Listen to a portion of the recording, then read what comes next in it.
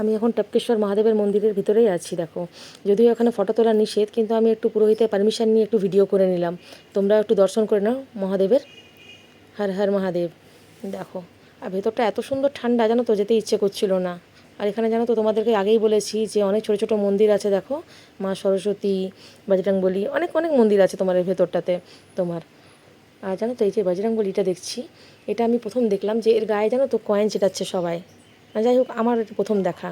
আমি যদিও চেটাইনি, কিন্তু সবাই দেখছি 1 টাকা 2 টাকার কয়েনের গায়ের মধ্যে চেটাচ্ছে বজরংবলীর গায়ে। দেখো, একটু ভালো লাগছে না দেখতে? দেখো, এই যে আমরা এখন সব দেবী দেবতার দর্শন করছি। এরপর আমরা এখান থেকে বেরিয়ে দুপুরে লাঞ্চটা এই টপকেশ্বর মহাদেবের মন্দিরের পিছনেই একটা বড় ধর্মশালা আছে, সেইখানে আমরা দুপুরে লাঞ্চটা সবাই সেরে নেব। দেখো, এই মহাদেবের মূর্তিটাও কি সুন্দর। দেখো, এই যে আমরা বসে গেছি সবাই এখন লাঞ্চ করতে। দেখো, একসাথে এই হচ্ছে আমাদের গ্রুপ।